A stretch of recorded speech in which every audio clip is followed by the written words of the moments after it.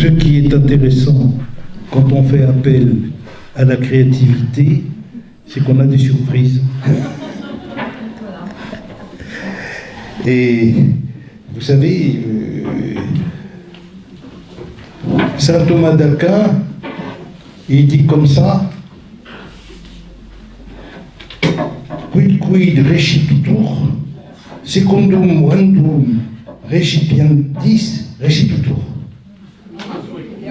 Vous êtes d'accord? Ça veut dire, en français courant, tout ce qui est reçu selon la forme du récipient. Autrement dit, si vous versez de l'eau dans une carafe ronde, eh ben, l'eau, elle va avoir une forme ronde. Si vous versez l'eau dans un aquarium rectangulaire, l'eau, elle devient rectangulaire. Hein? C'est le récipient qui détermine la forme de ce qui est mis dedans. Voilà. Donc, il ne faut pas s'étonner quand on pose une question ou un ensemble de questions à des personnes différentes les unes des autres, d'avoir des réponses différentes les unes des autres. Voilà. Alors ça, c'est très intéressant, parce que ça veut dire que c'est pas marche au pas. Voilà. Alors c'est pas forcément chacun à sa tête. Il y avait une petite comptine anglaise, je ne sais plus comment ça se dit en anglais, en latin ça peut aller, mais en anglais, là j'ai perdu, qui disait, en gros en français ça disait: Oncle Paul n'ira jamais droit parce que son nez est tordu et qu'il suit son nez partout où il va. Vous voyez ? Bon, alors, on n'est pas obligé de suivre son nez partout où il va. Mais on réagit selon ce qu'on est et selon le lieu où l'on se trouve et selon les circonstances. Parce que un temps, j'ai enseigné la catéchétique. Alors, on sait quoi qu'il faut faire. Hein, c'est très bien. Parce que l'enfant est comme ça, et oui, j'en ai pas beaucoup rencontré qui étaient comme c'est que c'était décrit dans le livre. Hein. Bon. Et puis en plus, on s'est aperçu il y a quelques années que la catéchèse, c'est pas juste pour les enfants. Et que c'est pour tout le monde. Et que quand on est plusieurs, on n'est pas tous identiques. Voilà. Donc vous avez entendu les questions qui vous ont été posées de façon diverse, qui révèlent vos préoccupations. Et vos préoccupations, elles viennent de la réalité dans laquelle vous vous trouvez. Et c'est jamais très simple. Alors, ce que j'ai, moi, noté, mais qui est tout à fait contestable, parce que c'est mon filtre à moi, hein, il me semble que j'ai entendu quelque chose qui relevait un peu du bilan d'activité. Voilà ce que nous avons essayé, avec les moyens du bord, de réaliser cette année. Bon, voilà, on a fait ça. Alors au passage, on dit de ça, ouais, ça n'a pas trop mal marché. Là, et pourtant, pour nous, c'est important.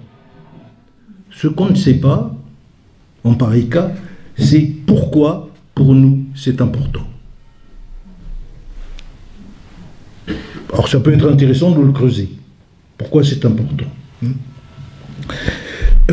Alors, ailleurs, on s'est dit, c'est quelque chose qu'il va falloir faire ensemble, donc on ne va pas, nous, faire le bilan nous-mêmes, mais on va proposer une grille pour que les divers participants, les divers acteurs, puissent se rappeler ce qui a été vécu, faire mémoire de ce qu'on a vécu. Et c'est très important. Il y en a d'autres qui ont dit, faire mémoire, oui, mais évaluer notre action. Est-ce que c'est bien ce qu'on voulait faire ? Est-ce que c'est ça notre mission ? Enfin bon, on va évaluer ça. D'autres sont allés un peu plus loin en disant, mais au fait, notre mission, qu'est-ce que c'est? C'est intéressant quand même de se poser cette question, hein. C'est intéressant. Et incidemment, mais quels moyens avons-nous pour vivre cette mission? Qu'est-ce que nous mettons en œuvre pour cela? Bon, un effort pour regarder quelque chose d'authentique. Ça, c'est très très important, vous savez, parce que tout le monde va être d'accord pour vivre selon l'esprit des béatitudes. Hein? Qui est contre l'esprit des béatitudes ici? Et qui s'abstient? Non? No one. Bon, d'accord. Tout le monde est pour l'esprit des béatitudes. Au concile, c'était pareil. Tout le monde est pour l'esprit des béatitudes. Et qu'est-ce qu'on demande à Dieu? Une église petite et pauvre. Putain. Mais qu'est-ce qu'on n'a pas demandé? On aurait mieux fait de se taire. Parce qu'actuellement, nous avons une église non seulement petite, mais pauvre, et puis ce à quoi on n'avait pas pensé sur le moment, mais qui fait partie du bagage, humilié. On est servi. Hein, on est servi. Et alors à ce moment-là, est-ce qu'on est toujours d'accord? Ah oui, on est d'accord sur l'esprit. Mais est-ce qu'on adapte nos moyens et nos comportements à cet esprit? Bon, soit dit en passant, hein, simplement pour dire quelle est notre mission et quels sont les moyens que nous prenons pour la vivre, eh bien, ce n'est pas une question indifférente. Est-ce que nous sommes vraiment désireux de vivre une église faible, pauvre, humiliée, à l'image du Christ? Je veux bien être dans une église humiliée si c'est pas moi qui suis accusé. Parce que tout de même, c'est pas moi qui fais de la pédocriminalité. Et puis, ah ben non, quand même, je peux pas être solidaire de ces gens-là. Ah, bon.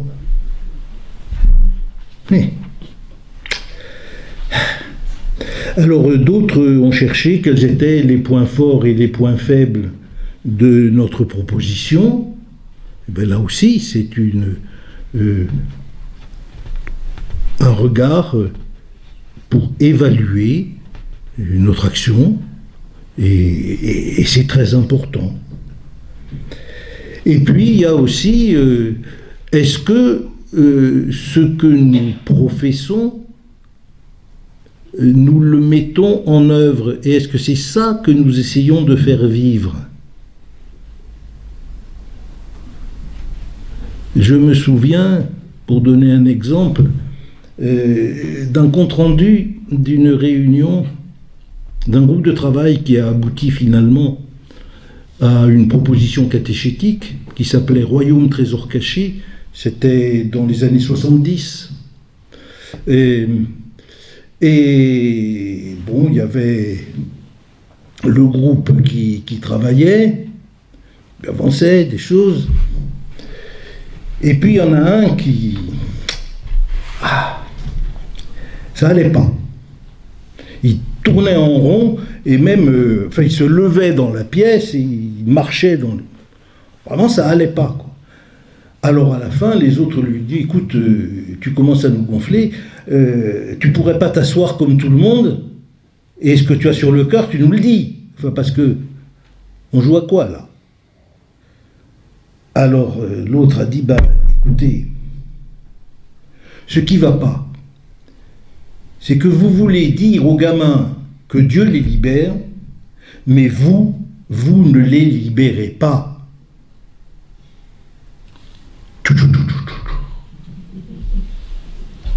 Eh oui, eh oui.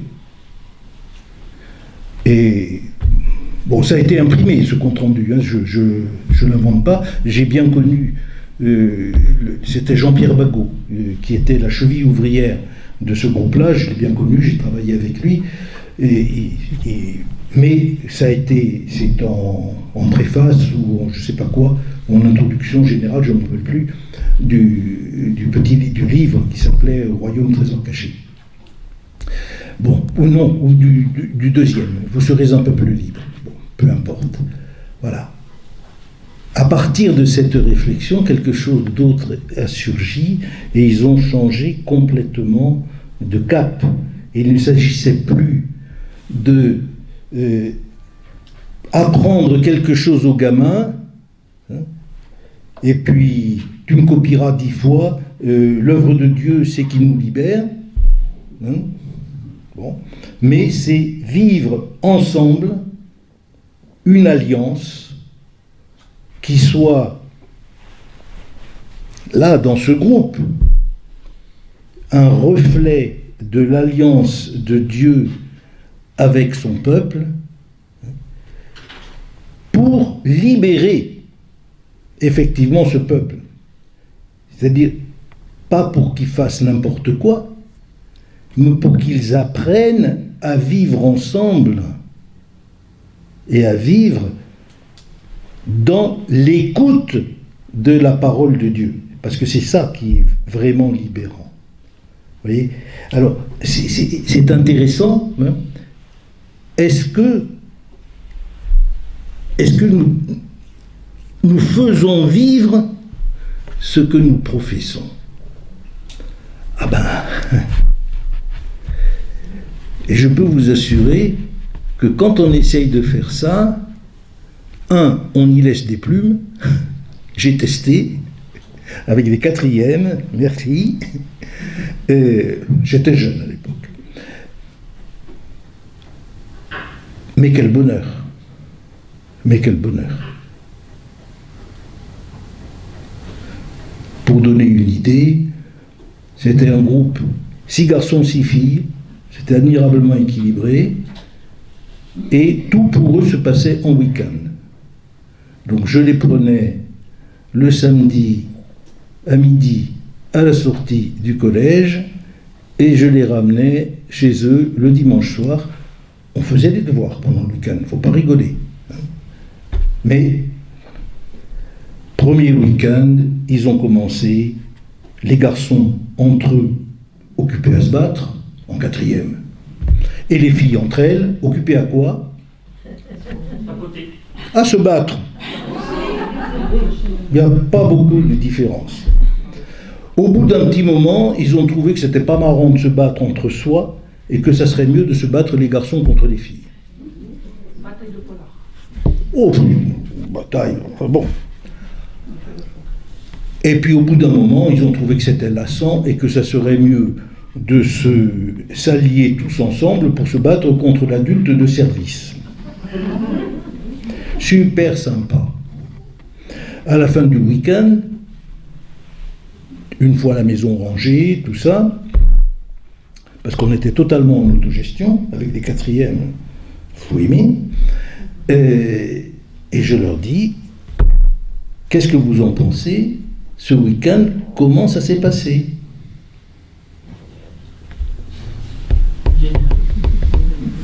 Faut dire qu'à un moment ou l'autre, j'avais pas mâché mes mots, hein. Culpabilisé à mort, les gamins. Et à un moment, il y en a un qui lève la tête et qui dit, on n'a pas fait assez de caté. J'ai mis un moment à comprendre. En fait, le deal, c'était que on faisait 6 week-ends dans l'année et ça remplaçait l'heure hebdomadaire de catéchèse. Alors les petits scorpions, ils avaient compté combien il y avait de semaines et combien ils auraient dû faire d'heures de caté. Et ils avaient divisé par 6 et ils trouvaient ainsi le nombre d'heures de caté qu'il fallait faire dans le week-end. Il faut être en 4e pour inventer un truc pareil. Ils l'avaient inventé. C'était des 4e parfaitement normaux. Bon.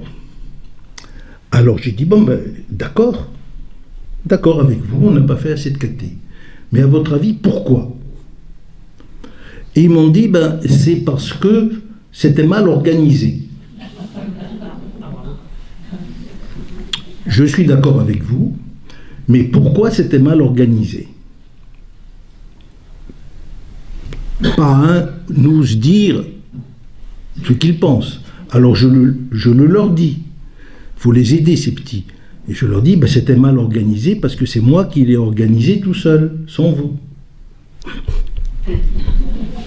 Bon, eh ben écoutez, c'est formidable parce que vous êtes 12 et je vois que vous êtes 3 en 4e 1, 3 en 4e 2, 3 en 4e 3 et 3 en 4e 4. C'est quand même sacrément bien fichu.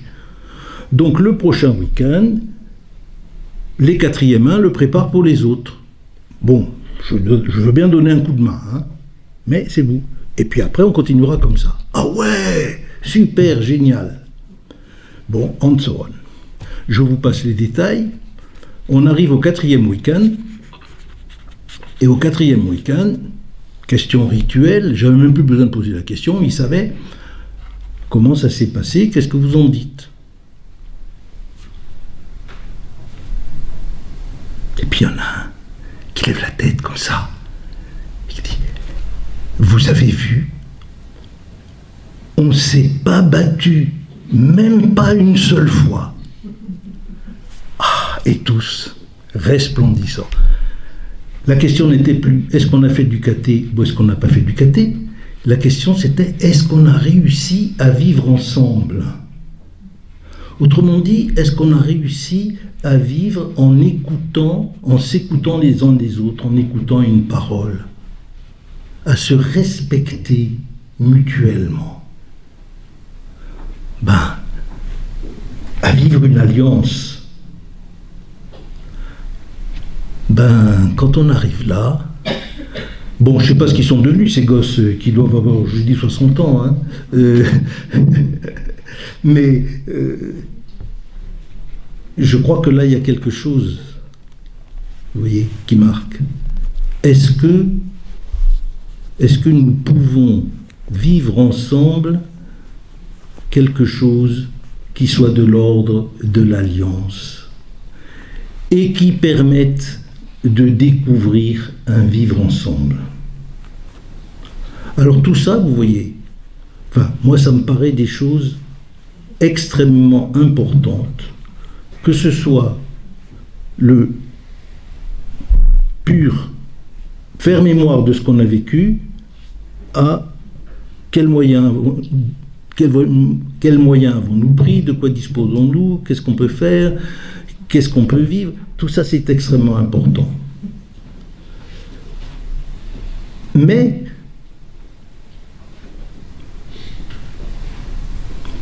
on reste dans des procédures humaines.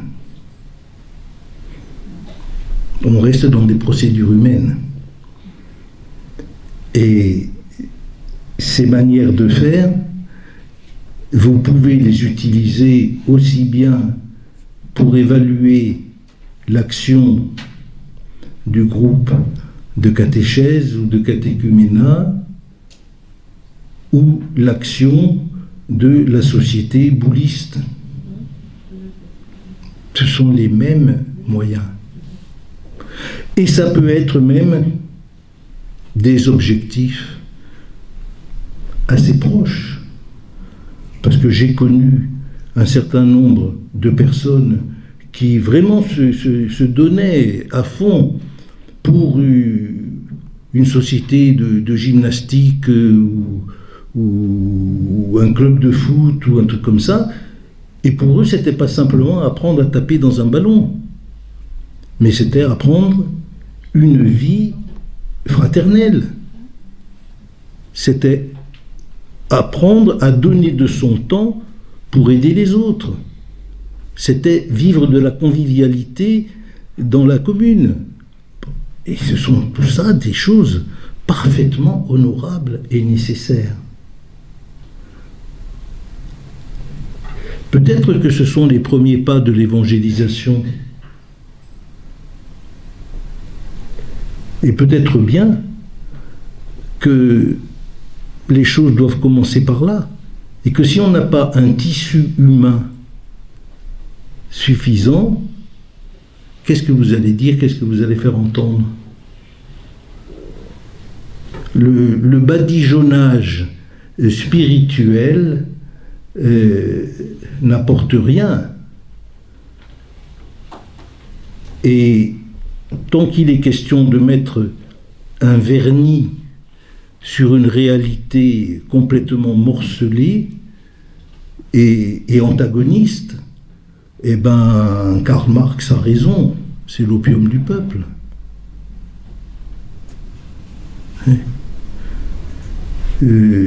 J'ai rencontré encore récemment des jeunes jésuites indiens et qui nous disaient qu'en Inde, y compris dans l'Église, y compris chez les jésuites, excusez, eh ben, le système des castes est toujours là. On n'arrive pas à s'en libérer. Et alors on va dire, en Jésus-Christ nous sommes tous frères, mais vous savez, c'est comme dans le roman La ferme des animaux, là, hein, ou les animaux de la ferme, ça dépend, où dans cette ferme, tous les animaux sont égaux, mais il y en a qui sont un peu plus égaux que les autres. Ah. Nous pouvons très bien vivre ça. Et le discours spirituel ne va être que enfoncer un peu plus la tête sous l'eau. C'est ce que le pape François appelle le cléricalisme, qui est, je suis d'accord avec lui, si j'ose me permettre, la pire des choses qui puissent nous assaillir. Tout cela est très important, mais dans tout cela, nous n'en sommes pas encore au niveau de la relecture spirituelle. Quand allons-nous lire cette histoire? Quand allons-nous évaluer notre action, évaluer les moyens dont nous disposons ou que nous voulons bien prendre ou mettre à disposition? Quand allons-nous les inscrire dans l'histoire du peuple de Dieu? Parce que si nous voulons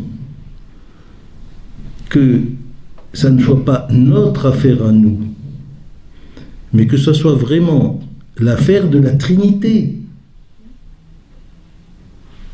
il faut que ça s'inscrive dans cette histoire de l'alliance que Dieu vient nouer avec son peuple. Sinon, ça sera humainement très bien, mais ça ne sera qu'une œuvre humaine. Et nous cherchons à faire l'œuvre de Dieu. Nous inscrire dans l'histoire de Dieu avec son peuple.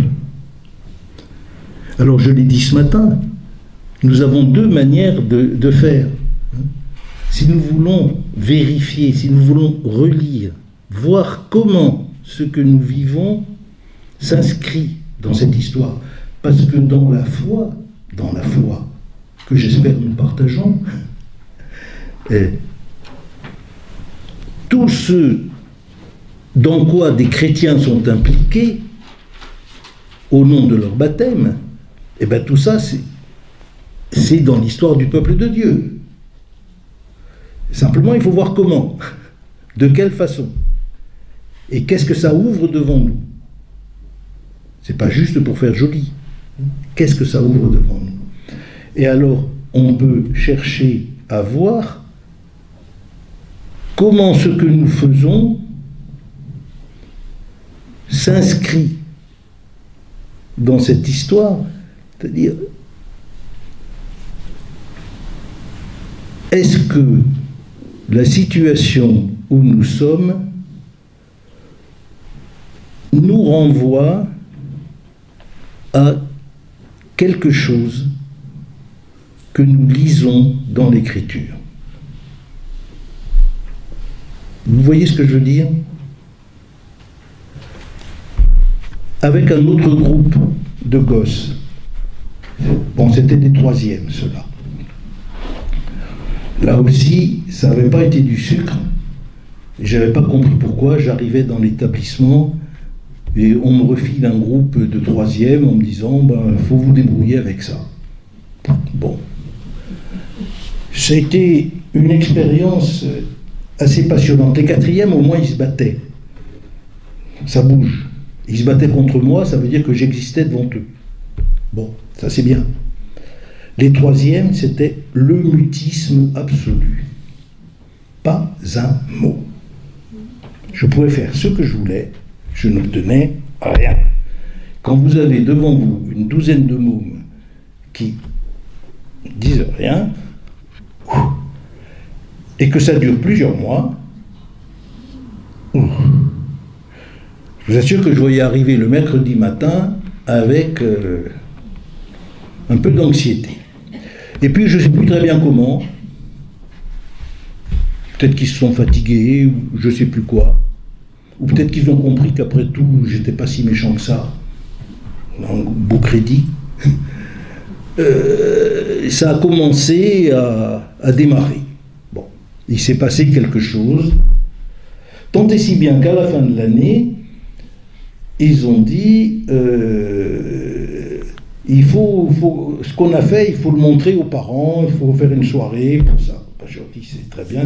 Je crois que oui, ils avaient réalisé plus ou moins un petit montage audiovisuel comme on faisait à l'époque. Bon, ça durait bien 5 ou 6 minutes, le montage. Alors je leur ai dit, vos parents, ils vont être contents du voyage, vous les faites venir une soirée pour un montage de 6 minutes, faudrait peut-être étoffer un peu. Ah, ils m'ont dit, ouais, ça c'est sûr. Et alors qu'est-ce qu'on peut faire? On peut les faire jouer. Ah ben oui, mais à quel jeu? Eh ben, on va les faire jouer à ce qu'on a vécu cette année.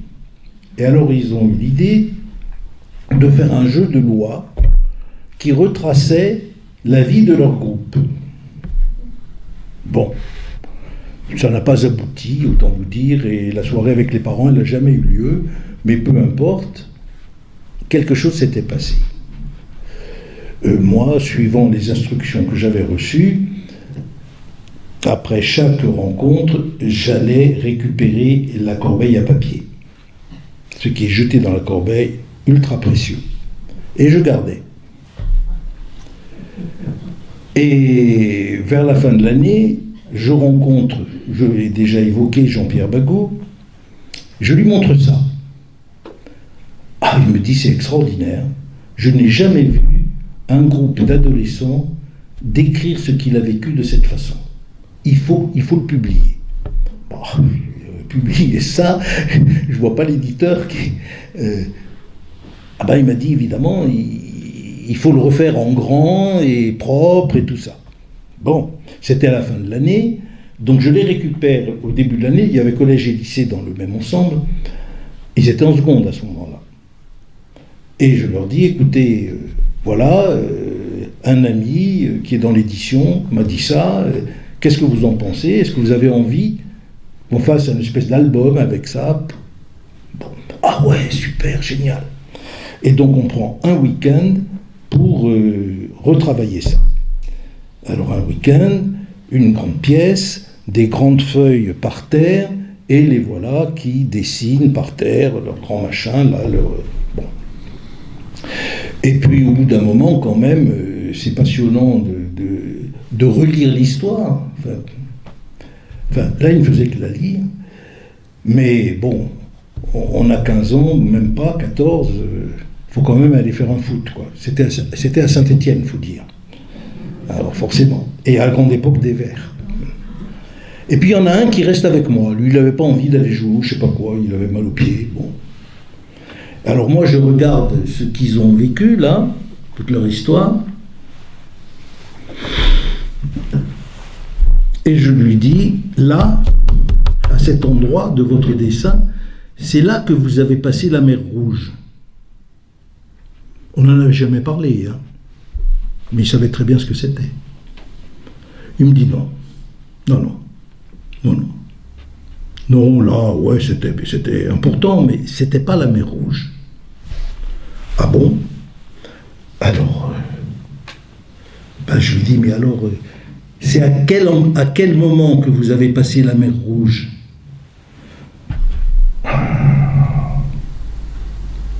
Ben, il me dit, je crois que c'est aujourd'hui.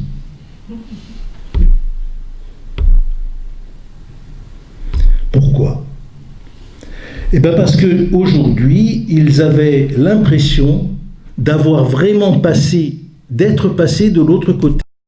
On n'était plus dans un affrontement, on était dans un vécu ensemble pour réaliser quelque chose ensemble. Et ils se sentaient suffisamment libérés pour dire ben, on s'arrête, on va jouer au foot, et puis on revient tout à l'heure, on recommence. La parole était libre. Et ils en étaient heureux. Et ils disaient, ben, nous sommes passés à travers tout ça.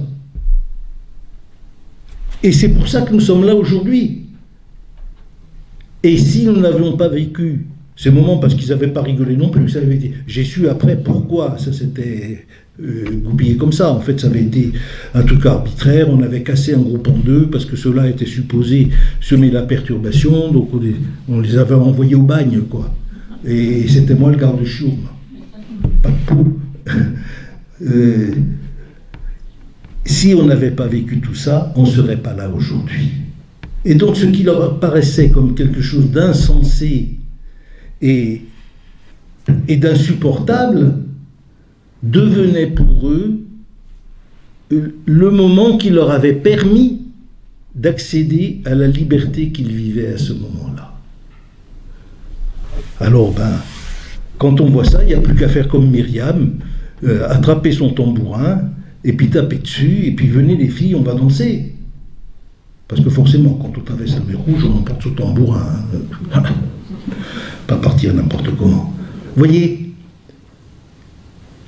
c'est à partir du moment où une histoire réussit à s'inscrire dans l'histoire du peuple de Dieu qu'on peut mesurer les faits réels, qu'on peut dire, ben oui, ça valait la peine de s'embêter comme ça pour arriver à ce résultat et d'avoir un résultat qui n'est plus on a fait ça et puis on tourne la page, mais qui va s'inscrire dans une durée. La relecture, c'est pas juste pour faire joli, hein. C'est pas comme m'a dit un prêtre, c'est encore une autre histoire, alors là c'était plus des Goldman 4e, c'était des prêtres arrivant à 75 ans, donc c'est un moment un peu difficile pour eux, et j'animais à cette époque des sessions pour les aider à franchir ce cap.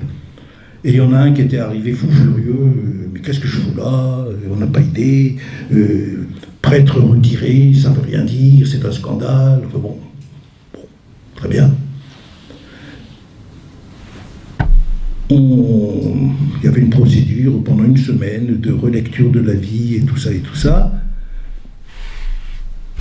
Et à la fin, dernier partage, et il a dit: j'étais arrivé avec une vie en morceaux, j'arrive avec une vie où tout a un sens, même ce qui me paraissait impossible à vivre. Avec l'équipe de préparation, on n'a pas regretté les 23 rencontres préparatoires pour cette session. Record absolu. Mais voilà, relire, c'est pas juste, comme il le disait lui-même, pour se regarder le nombril. Je n'ai jamais regardé le nombril de ma vie, je ne vais pas commencer maintenant. Et puis d'abord, c'est ce qu'il y a devant qui est important, l'arrière, on s'en fout. Hein. Non. Il a réalisé que depuis le début, il était dans la main de Dieu.